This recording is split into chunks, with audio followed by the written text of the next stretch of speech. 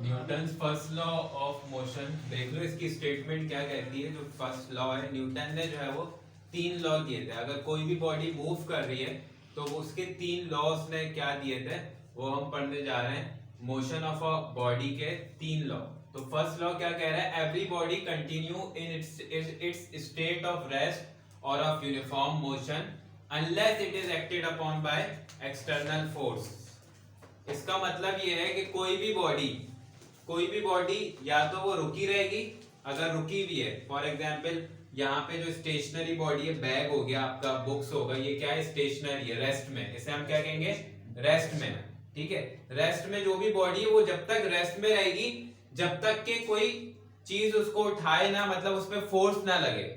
कोई भी बॉडी अपनी स्टेट में रहना चाहती है। वो क्या चाहती है कि जिस स्टेट में है वो उसी में रहे। ठीक है, जिस स्टेट में है वो उसी में ही रहे, उसको स्टेट चेंज ना की जाए। फॉर एग्जाम्पल अगर कोई बॉडी है वो रेस्ट में है तो वो चाहेगी कि मैं रेस्ट में ही रहूं, मुझे उस कोई चीज हिलाए ना, मुझे चेंज ना किया जाए, मेरा स्टेट जो है वो चेंज नहीं की जाए।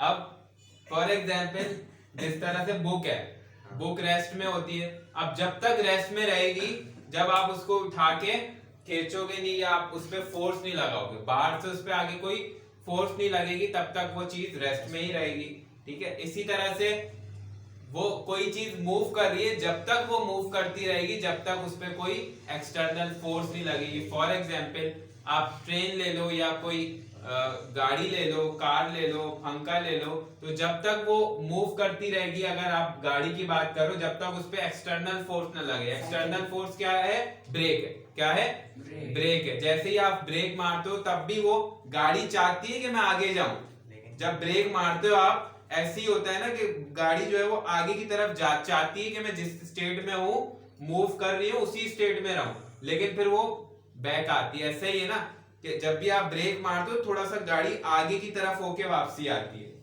इसी तरह इसे कहते हैं लॉ ऑफ इनर्शिया भी कहते हैं। इसे क्या कहते हैं, लॉ ऑफ इनर्शिया।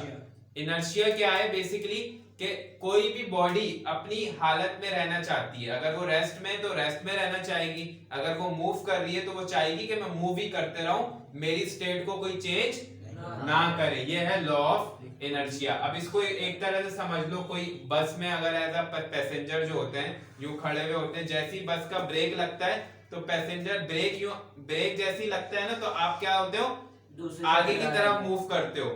इससे क्या पता लगा कि जो वो है गाड़ी है वो अपनी मोशन में मूव कर रही है, वो क्या चाहेगी कि मैं मूव करते रहूं। लेकिन जैसे ही उस पर ब्रेक अप्लाई होता है ना, तो वो फोर्स ट्रांसफर कर देती है पैसेंजर को, तो पैसेंजर एकदम से क्या होते हैं, आगे की तरफ मूव करते हैं, झटका होता है, झटका लगता है। तो ये क्या है, लॉ ऑफ इनर्शिया। ये क्या है, लॉ ऑफ इनर्शिया। क्लियर है। तो फर्स्ट लॉ ऑफ मोशन को हम क्या कह सकते हैं, लॉ ऑफ इनर्शिया भी कह सकते हैं। आ जाओ सेकंड लॉ ऑफ मोशन पे। सेकंड लॉ क्या कहता है, जब किसी भी ऑब्जेक्ट पे फोर्स लगाई जाएगी तो उसमें कुछ एक्सेलरेशन प्रोड्यूस होगी। सिंपल सी बात है, अगर कोई भी बॉडी उस पे आप फोर्स लगाते हो तो उसमें क्या होगी, वक्त के साथ साथ उसकी वेलोसिटी चेंज होगी। जब वेलोसिटी चेंज होती है वक्त के साथ साथ, उसी को क्या कहते हैं, एक्सेलरेशन कहते हैं। एक्सेलरेशन क्या है, टाइम के साथ साथ वेलोसिटी का चेंज होना, वो एक्सेलरेशन है। फॉर एग्जांपल ट्रेन स्टार्ट में हल्के चल रही होती है, टाइम के साथ साथ क्या होती है, उसकी स्पीड बढ़ती रहती है, हम क्या बोलेंगे, उसकी एक्सेलरेशन बढ़ रही है। ठीक है, तो क्या है, जैसे ही किसी भी बॉडी पे फोर्स लगाई जाती है उसकी एक्सेलरेशन क्या होती है, बढ़ती है। अब जितनी ज्यादा फोर्स लगाएंगे उस बॉडी पे उतनी ज्यादा एक्सेलरेशन बढ़ेगी। तो ये है डायरेक्ट रिलेशन। इसे क्या कहते हैं, डायरेक्ट रिलेशन। जितनी ज्यादा फोर्स लगाओगे उतनी ज्यादा एक्सेलरेशन भी बढ़ेगी। आप किसी, अगर फॉर एग्जांपल आप फोर्स लगाते हो बाइक पे आप फोर्स लगाते हो, अगर फुल जान से लगाओगे तो ज्यादा तेज जाएगी बाइक। ऐसे ही ना, धक्का जब अगर लगाते हैं, बैटरी वगैरह ऑफ हुई हुई होती है तो और ज्यादा जो है वो तेज जाएगी। ठीक है, और अगर कम फोर्स लगाओगे तो बस हल्के हल्के जाएगी। तो सिंपल सी लॉ है। अब आ जाओ ये समझो कि एक्सेलरेशन इनवर्सली प्रोपोर्शनल है मास के। अब ये समझो, आप सेम फोर्स लगा रहे हो बाइक पे, लेकिन बाइक जो है वो आगे जाएगी, लेकिन आप वही फोर्स अगर बस पे लगाओगे, बस हिलेगी भी अपनी जगह से, नहीं हिलेगी। तो इससे ये पता चला कि जितना ज्यादा मास होगा ना, उतनी कम एक्सेलरेशन लग रही होगी। सर जितनी जान होगी ना उतना हिलेगा। जितना कम मास होगा उतनी ज्यादा उसमें क्या होगी, एक्सेलरेशन होगी। जितना कम मास होगा उसमें एक्सेलरेशन क्या होगी, उतनी ज्यादा होगी। फॉर एग्जाम्पल अगर आप कुछ चीज भी ले लो, अगर कोई आप कंसिडर करोगे, एक बाइक की एग्जांपल ले लो कि बाइक पे अगर आप फोर्स लगाते हैं, फोर्स जैसी आप लगाते हैं, जितनी फोर्स बाइक पे लगा रहे हैं ना, बाइक का मास क्या है, कम है, बस का मास क्या है, ज्यादा है, ठीक है, बहुत ज्यादा है। तो जब ज्यादा मास है तो उस पर उतनी फोर्स लगाएंगे तो उसकी एक्सेलरेशन नहीं होगी। तो जितना ज्यादा मास होता रहता है एक्सेलरेशन कम होती रहती है। इसे कहते हैं इनवर्स रिलेशन, कि एक चीज के बढ़ने से दूसरी चीज कम हो रही है। कि अगर मास बढ़ता है तो एक्सेलरेशन उसमें कम होती है, अगर मास कम होता है तो उस चीज में एक्सेलरेशन ज्यादा हो जाएगी, ठीक है। अच्छा, फोर्स कांस्टेंट होनी चाहिए। इसमें क्या चीज होती है, फोर्स कांस्टेंट होगी। क्या होगी, मतलब एक ही फोर्स की बात कर रहे हैं। अब देखो ये बहुत इंपॉर्टेंट चीज मैं बता रहा हूँ।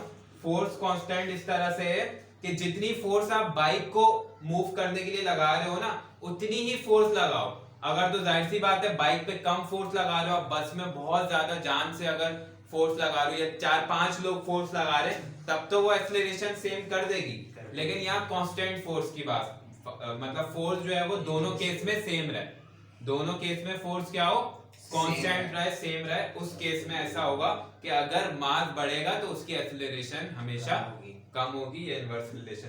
अब इन दोनों इक्वेशन को मैंने क्या किया, कंबाइन कर दिया, दोनों इक्वेशन को कंबाइन जोड़ दिया है। तो ए जो है 2 दफा वो 1 दफा आ गया। इसी तरह डायरेक्टली ये प्रोपोर्शनैलिटी का साइन 2 दफा था, 1 दफा आ गया। और ये एफ जो है 1 से मल्टीप्लाई होके एफ1 जा एफ हो गया डिवाइड बाय एम हो गया। अब प्रोपोर्शनैलिटी का साइन हटता है तो मैंने पहले ही बताया था, दो चीजें आती हैं, एक कांस्टेंट आता है और एक इक्वल टू आता है, ठीक है। तो इक्वल टू आया और एक कांस्टेंट आ गया। यहाँ कांस्टेंट क्या है, कांस्टेंट प्रोपोर्शनैलिटी, सही है, प्रोपोर्शनैलिटी कांस्टेंट है यहाँ पे। और उसकी वैल्यू क्या दी हुई है, k = 1। तो यहाँ पे जो k आया है उसकी जगह पे मैं क्या रख दूंगा, 1 रख दूंगा। तो f1 का क्या हो जाएगा, f ही हो जाएगा, ठीक है, f1 का f ही हो जाएगा और अपॉन में m। अब m डिवाइड हो रहा है, उधर जाके a से क्या हो जाएगा, मल्टीप्लाई। तो f का फॉर्मूला क्या आ गया, f = mn। तो ये जो सवाल है ना, ये आपको दो केस में पूछा जा सकता है। आपको बोलेंगे कि ड्राइव करो फॉर्मूला किसका, फोर्स का, फोर्स का फॉर्मूला ड्राइव करो, या आपको बोल देंगे सेकंड लॉ ऑफ मोशन लिखो। बात आ रही है क्लियर? ये दो तरीके से जी, दो तरीके से सवाल पूछा जाता है कि भाई फोर्स का फॉर्मूला ड्राइव कर दो या सेकंड लॉ ऑफ मोशन बता दो। अब आ जाओ थर्ड लॉ ऑफ मोशन पे। थर्ड लॉ ऑफ मोशन क्या कहता है, to every action there is an equal but opposite reaction. आप कोई भी एक्शन करते हो ना तो उसका लाजमी इक्वल रिएक्शन आपको मिलता है। आप बॉल यूं दीवार पे फेंकोगे तो बॉल वापसी बाउंस बैक करेगी। अब जितनी ज्यादा फोर्स से आप दीवार पे मारोगे उतनी ज्यादा फोर्स से बॉल क्या करेगी, वापस आएगी। तो every action there is an equal and opposite reaction, ठीक है। अब फॉर एग्जांपल अगर लड़ाई हो रही है आपकी, तो आप किसी को अगर थप्पड़ मार देते हो तो वो ऐसे ही नहीं बैठेगा, वो चाहेगा मैं इसने मारा है तो मैं भी इसको मारूं। तो हर एक्शन का रिएक्शन होता है, ये कहता है थर्ड लॉ ऑफ मोशन, ठीक है। ये क्लियर है? एक और एग्जांपल